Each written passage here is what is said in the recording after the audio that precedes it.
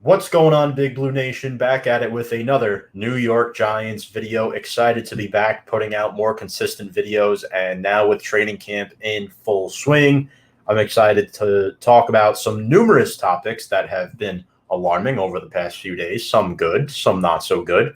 I'm going to start off with a very interesting topic, but before I get there, I want to remind you all to give us a shout out, give us a follow on our social media platforms on Big Blue Avenue at Twitter, Instagram, and our YouTube channel at Big Blue Avenue. And my co-host and I, Hank, will be starting up some live streams again as we get closer to the season.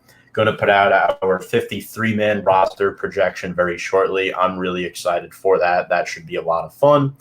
And just going to talk about some numerous topics today is, I'm really intrigued by what this team has brought to the table in training camp. And I'm very excited to be attending not only FanFest on Wednesday at MetLife, but week 1 against the Denver Broncos. That's going to be a lot of fun to be at that football game, getting the season started, hopefully on the right foot. But let's get into some news. We're going to start with some player retirements that have happened over the past week. 3 players, 2 of them we just signed, just come out and retire on us. And the first one is Todd Davis, a linebacker who was placed on the reserved/retired list last Tuesday. He was only 29 years old. He entered the league as an undrafted free agent back in 2014, and he signed with the Giants about 5-6 days maybe before he announced that he was retiring, which is kind of crazy. Rumor has it he didn't want to work up from the bottom of the Giants roster, and that's what they were asking him to do, despite having some issues at that linebacker position inside for a couple of weeks where Blake Martinez was put on the COVID list, and now he's back now. Reggie Ragland was put out of action as well. So Todd Davis was signed, former Denver Bronco, former Super Bowl champion, and Davis mentioned that it was the timing that led him to his decision. It was the timing that meant everything. He quoted that the Giants, he was only here for a little bit, but in the short time that he was here, he pretty much knew what the Giants culture was about. He thought he had a shot of doing everything. Here, I'll read the exact quote. It was the timing of everything. The Giants, I was only there a little bit of time, and I think I had a shot of doing everything I wanted to do there. It was great there. I feel like they have a great coaching staff and expect them to do well. This is according to Giants Wire, as Davis plans to pursue a real estate career. And it's interesting. When you're around that late 20s, early 30s age in the NFL and your value has kind of dipped a little bit, you start to question yourself and whether you still belong in the league or not. Is, the average football career is not very long. We only see the best players out there consistently, but majority of these guys that come into the league, undrafted players like him, the fact that he made it to 29 years old in the NFL is remarkable. Unfortunately, he didn't last long with the New York Football Giants. We definitely could have used him with our lack of interior linebacker depth. We have Blake Martinez, Reggie Ragland, Tay Crowder, and Carter Coughlin as our top 4, but you want somebody underneath them to push, and Todd Davis was an upgrade over what we had in guys like Cale Garrett and Devontae Downs. I'd imagine Davis was placed even below those two and had to work his way up literally from the bottom, which at 29 years old, it sounds like that was not in the cards. And then the second player was signed just a couple days after Todd Davis, or maybe like a day after. It was Joe Looney. Joe Looney, who's 30 years old, came out after the first practice and said a comment about running laps, how he felt like he was in Pee-wee football again, or like in a youth league. And Joe Looney, his body just couldn't do it anymore. 9 seasons in the NFL, 104 career games, including 42 starts. So he was a utility reserve lineman. That spot started for the Dallas Cowboys. I remember going up against him in the mid to late 2010s this past decade. The Giants signed him to a minimum salary on Saturday and retires on Wednesday. Again, Joe Looney apparently had nothing but good things to say about the Giants. It's just his body couldn't do it anymore. And that's what happens sometimes when you're out of the league for a while and you try to get readapted. And when you have a tough-nosed football coach in Joe Judge, it's going to be very demanding. Giants practices are a lot more demanding than some of the other teams in the NFL nowadays with this new coaching staff. A lot of them were, when they were younger, like 8 to 10 years ago, they were assistants, they were scouts at Alabama, and now a lot of these guys are coaches on the Giants, and that's pretty darn impressive. Like 10 years later, a lot of these coaches are here together now at the NFL level. And then the third name I want to bring up is probably the most surprising, to be honest with you, because Davis and Looney were here for maybe like a hot second, but Zach Fulton, who we signed earlier this offseason, I thought would have been a nice reserve interior lineman for us, signed in free agency from the Houston Texans. And, this is a guy, he just had a kid. He just started a business back home in Texas, which is where his family is from, and his body just wasn't 100%. Joe Judge stated, I had a good conversation with him. Long story short, he's a guy who started a business down in Texas, had his son, and Texas is where his family is. Fulton signed a 1-year, around $1.2 million contract with the Giants earlier this offseason. This guy's a former 6th-round pick by the Chiefs back in 2014 out of Tennessee. And what was really eye-popping about him when we signed him were his 90 career starts. And that is something that was valued by the Giants. And to get him on that cheap of a deal was worth it because you needed to replace a guy like Kevin Zeitler. Now, I'm not saying he would have replaced Kevin Zeitler. He probably wouldn't have even started for us. But, 107 career games and 90 starts, that is pretty darn impressive. Now, obviously, last year he was not good. He gave up the most sacks in the NFL at his guard position. But a lot of that was because Houston's offensive line just wasn't good. And Deshaun Watson is a quarterback that likes to buy his time in the pocket. He doesn't get rid of the ball very quickly compared to some of the other quarterbacks in the league. So there's a chance Fulton could have been a starter due to the Shane Lemieux injury. Maybe the aftermath of the Shane Lemieux injury kind of told him where his position was with this team, because the Giants were giving Shane Lemieux's reps to Kenny Wiggins, who Kenny Wiggins is a much older player. He's 32. He's a former Detroit Lion, and Wiggins started, I believe it was 2017. He started all 16 games with the Chargers. So a lot of people are asking who Kenny Wiggins is. Kenny Wiggins has started in this league before as well. He doesn't have as many starts as Zach Fulton, but Wiggins was with the team last season. I believe he was on the practice squad and maybe signed to a reserve futures kind of deal, but he's been there a little longer and is a little more experienced at this stage than Zach Fulton with this football team. Now, with Zach Fulton gone, with Joe Looney gone, this raises a lot of concerns because Shane Lemieux is going to be out for another, several weeks, I'd imagine, at least another couple weeks. You're kind of left with your hands tied a little bit because right now Wiggins is starting at the opposite guard spot of Will Hernandez. I believe Hernandez is playing right guard still, and Wiggins is playing left. Now that leaves you with a couple of undrafted rookies in Brett Heggie and Jake Burton, and then, of course, Kyle Murphy from last season. And then Jonathan Harrison, who I'd imagine is going to be the backup center to Nick Gates. So, and then, of course, Nate Solder, who's our swing tackle. But anyway, it's going to be interesting. The Giants were linked to a guy like Austin Reiter, who was the starting center for the Kansas City Chiefs last year, who I'm kind of surprised he hasn't signed yet. And then Joe Dahl. Joe Dahl is a player. He's a former Detroit Lion as well, like Kenny Wiggins. Giants have signed a few former Lions this offseason. Obviously, Kenny Galladay is the biggest name there. But, I wouldn't be shocked if we bring one of those two in. I think Austin Reiter could be a good move. I don't know if he would be out of our price range at this point.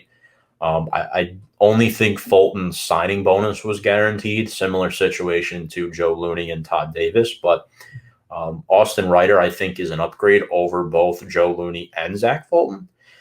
It'll be interesting to see if they bring him in, what his price tag would be. But there was one final comment on this topic that I wanted to mention. Brian Baldinger mentioned that Shane Lemieux could be a year 2 breakout candidate, which I find very interesting because Shane Lemieux was not very good in pass protection last year. In fact, he was the worst guard in the NFL at pass protection last year, according to Pro Football Focus. So I hope he's right. I'm very optimistic about that. A lot of guys are optimistic out there about Shane Lemieux. I'm not as quite as optimistic as those people. I think he could be a good piece to this offensive line. I think he could be an average guard to maybe below average guard in the NFL.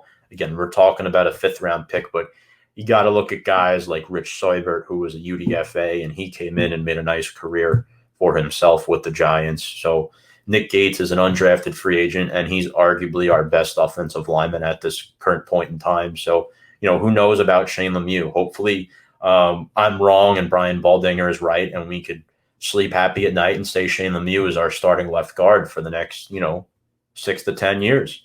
So, but moving on, with these moves, there was a lot of backlash given towards Giants head coach Joe Judge. And of course, when you're in the New York media, it can get very toxic. And this is a topic that, I take pretty seriously.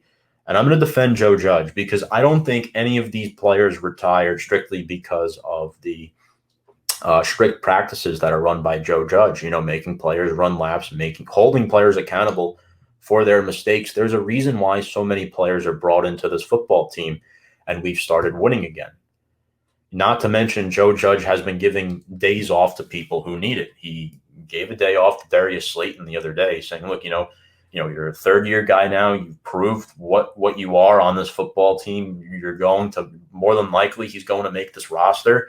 So, I want to see guys like John Ross, David Sills, Austin Mack, CJ Board go out there and compete for that wide receiver 5, maybe even wide receiver 6 position on this roster. So I think, the fact that he's willing to give players days off who need it tells me that he's not forcing guys to do things that they don't want to do. Another bullet point that I'm going to mention to further defend Coach Joe Judge, Nate Solder was going to retire this offseason, and that was my prediction. I thought he was going to retire because of the pandemic, but Solder, a guy who I believe will be 33 before the start of the season, if he's not already. Joe Judge called Nate Solder. He was a former assistant when Solder was with New England.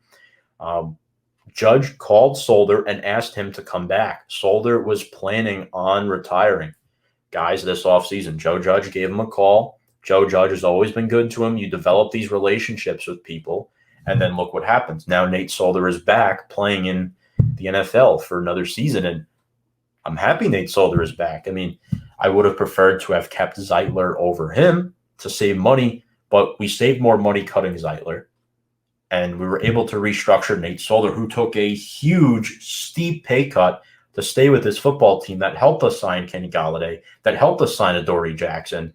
I can go on, Kyle Rudolph as well. I mean, look, this football team right now is in pretty darn good shape. The one question mark, in my opinion, is the offensive line, in addition to Daniel Jones. But look, Nate Solder, again, another prime example, who's a former captain of this team too.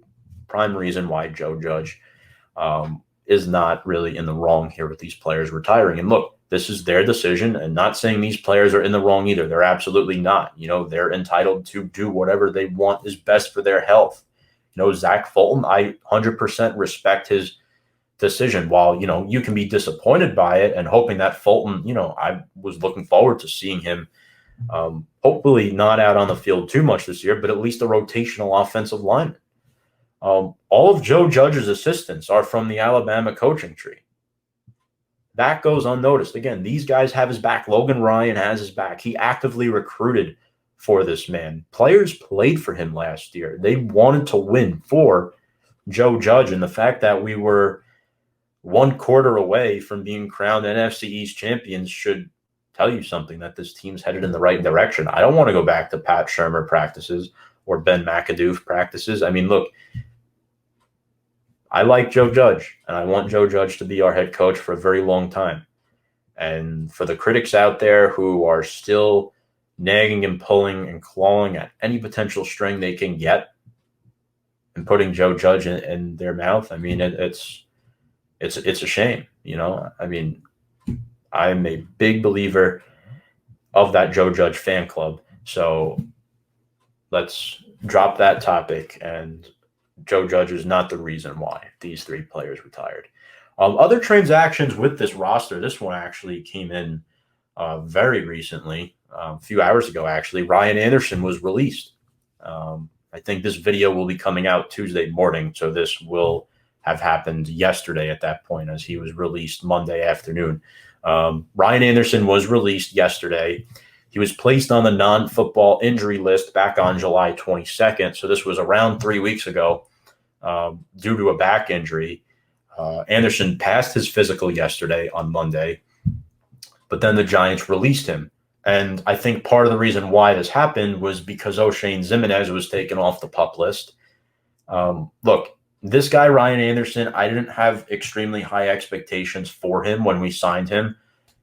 He was only signed to a $1.1 million contract, a one-year deal. And the only guaranteed portion of that deal was his signing bonus, which was only $137,500. So, right then and there, you're not losing much money by cutting Ryan Anderson. He had an injury, with a back injury. He probably was not going to be able to compete in that edge rusher rotation, which is very, very deep, by the way. We have Azeez Ojulari and Ellerson Smith, who we both drafted after we signed Ryan Anderson. We signed Ryan Anderson before we drafted those two players. So we didn't know we were going to be able to draft both of them. So now that we have both of them, it makes it a little bit easier to cut Ryan Anderson, not to mention we have a Fadio Denimbo. We have Carter and Ximines coming back from injury. We still have Cam Brown. We have Nico Lelos and Trent Harris, who were good for us last year. So I think it's going to be very fun to watch the edge rusher competition develop in training camp, as it already has. And not to mention, Anderson only played on 28% of Washington's snaps last year. He was pretty much brought in. A lot of people were saying, I don't remember if it was him or Odenigbo. They're like, this guy is going to replace Kyler Fackrell. I'm like, everyone forgets we lost Kyler Fackrell in the offseason. Everyone's like, oh, we only lost Tomlinson and Zeitler. We also lost Kyler Fackrell, and he was our second leader in sacks with 4 sacks behind, of course, Leonard Williams. And I liked Kyler Fackrell. I'm going to miss him a lot. He was one of our best pass rushers last year, and he was the most available pass rusher last year. So Ryan Anderson, in my opinion, was not brought in to replace Kyler Fackrell. He was brought in to compete on this roster, and it showed. If you're going to argue about replacing Kyler Fackrell, it was done in the draft with Ojulari and Ellerson Smith. That's just my opinion. Other roster moves, as I mentioned, Ximines was taken off the PUP list, practiced for the first time in training camp yesterday. The guy played just 4 games last year, so I'm really looking forward to that. Unfortunately, one of our tight ends tore I believe it was their Achilles last week, Levine Toilolo. He will miss the entire 2021 season. This happened last week in practice, and look, man, it's time for guys like Caden Smith to step up. I think the Giants are planning on running that 12 personnel formation quite a bit this season, and that does include 2 tight end sets. And with Kyle Rudolph still being injured and rehabbing, trying to be ready, Caden Smith is now tight end number 2. He might have already been tight end 2 ahead of Levine Toilolo, but now you have Ingram, Caden Smith, and you're scrambling to, sign other guys. The Giants brought in Tommy Stevens, who's a former quarterback in college, and they signed Jake Hausman this week. Guys I don't really know much about. I've never really heard of them, but that is concerning right now. The Giants only have 2 fully healthy tight ends that I know for a fact are going to make this 53-man roster. Rudolph will be the 3rd, but who's going to be that 4th tight end? Is it going to be Rice and John? Nakia Griffin-Stewart? Those are probably the 2 front runners at the moment.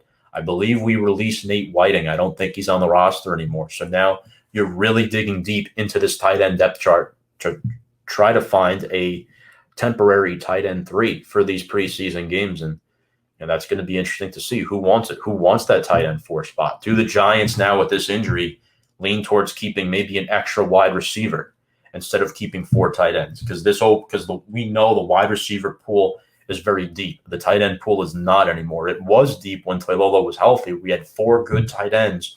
We knew we're going to make the roster. Now we only have 3. So this could open the door for a guy like a David Sills, like a CJ Board, or an Austin Mack. We'll get to that in a few moments. But, Giants have been making moves, man. They signed Matt Cole, wide receiver. They signed Andy Jones, and then they cut him as a transacting move for Cole. Cole is a former Division II player who appeared in 1 game, just 1, for the 49ers last season. D2 guys I mentioned out of McKendree University, I believe in Lebanon, PA, had a school record, 93 catches, over 1,600 yards. And the most important stat that I found out of this guy, 61 special teams tackles. Bingo. Throughout his college career. Now, I'm not saying this guy's going to make this 53-man roster. I don't think he has a shot at the moment. But he could make the practice squad. This could be a good practice squad pickup where if there's an injury and you need somebody to play special teams, let's say CJ Board makes the roster. He's probably our best special teams wide receiver at the moment on the roster because we don't have Cody Core anymore. And apparently the Giants worked out Cody Core again, and they went for Matt Cole. So that should tell you something about this guy. He's not a guy who's just going to be here for a couple of days and then get cut. I think he's a guy who's going to make it until that final cut down day and potentially be back on that 10-man practice squad. But Matt Cole, man, I think he's going to be fun to watch in the preseason. I'm looking forward to seeing him play some special team snaps. Now, I don't think he's making the roster, but look out for Matt Cole. Other great news, which I want to get into now, Saquon Barkley, the catalyst of the Giants offense, returns to practice for the first time in over a year today. It was great to see him back on the field with the first team. He won't be ready for Saturday's preseason game against the Jets. I mean, I think that was a given. I think the Giants would be foolish to play him at all this preseason. I think the goal is for him to be back by week 1 against the Denver Broncos. Even then, I still think you want to limit his reps a little bit, get him eased back into the lineup, which is what I think the Giants are doing. They mentioned they're, going through this with a lot of caution. Barkley did mention to reporters that his status for week 1 is still uncertain. While Barkley, he now is running more parallel to the rest of the football team, we can't just sit here and assume he'll be out there for week 1. So Devontae Booker needs to be ready, and that's why we signed him. He's viewed as an upgrade over Wayne Gallman, which I think he is very slightly. I don't think he's worth the contract that we got him, but the Giants, the first thing they did in free agency was sign Devontae Booker because of the Saquon Barkley injury. Gallman was a UFA. They needed an insurance policy. They didn't draft Brightwell yet. I mean, look what they've been doing. They drafted Brightwell. They went out and they signed Corey Clement. They signed Alfred Morris back. So there are some concerns with Saquon Barkley still. He's not out of the womb just yet. It's going to take him some time before he's ready to be a full go at 100%. But I'm really happy that he's back at practice. He is definitely working the hardest out of all the players on the Giants this offseason. The only arguments you can make are Daniel Jones and this guy that I'm going to bring up next that I'm really happy to talk about is David Sills. Now, you may remember this name from last offseason where all reporters were raving David Sills is making plays in practice. He's going to make the roster. In fact, I had David Sills making my initial 53-man roster last year before his injury, which wasn't a season-ending injury, but the Giants informed him that he'd be going on season-ending IR, which Sills was not happy about. A few notes on Sills. Apparently, he's been following Daniel Jones everywhere this offseason. He was at the Duke workouts. He was at the Arizona workouts.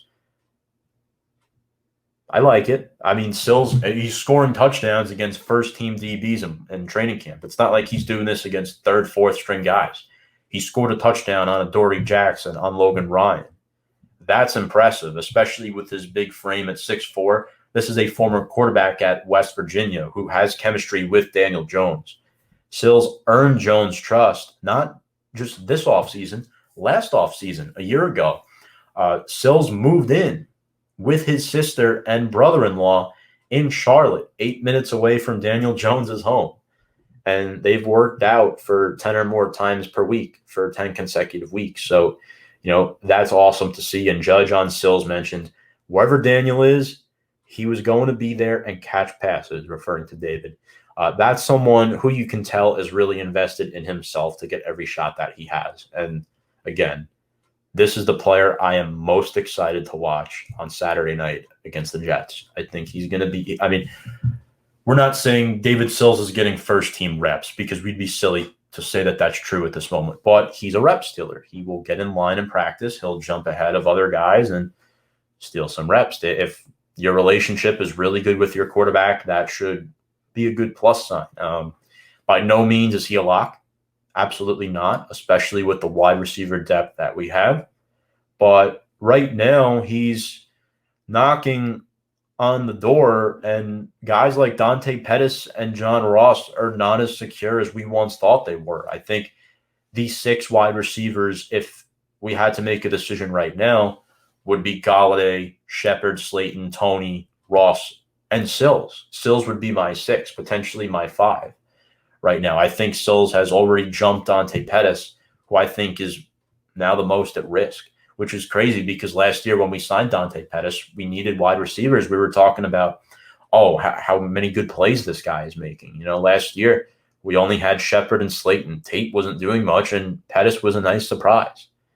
We were going out and starting Austin Mack mid-season, which you never want to do. You never want to start a UDFA that's not named Victor Cruz. Even he was hurt. And a lot of people are comparing Sills to Victor Cruz. UDFA shines in training camp, gets hurt his rookie year, doesn't play, comes back and makes a name for himself. Now, I'm not saying David Sills is going to be Victor Cruz, but this is a guy, Sills, who scored 15 touchdowns one year. I think he scored 18 another with Will Greer at West Virginia. So, again, this is a guy who led the NCAA in touchdown receptions one year. So you have to keep an eye on this guy. I think he is a super dark horse to make this roster, and he may not be a dark horse by the end of preseason. So that's interesting. And then just a couple final topics before we go here today. The Giants have worked out some more players, as they do on the usual per Art Stapleton. Marcus Hunt, a 34-year-old veteran defensive lineman, former Indianapolis Colt. In fact, he was mocked to the Giants a lot back in the 2013 draft. I remember it because we were looking for a defensive tackle. And I think we ended up going with Jonathan Hankins that year in the second round. Another guy the Giants worked out, Sal Cannella, another tight end out of Auburn.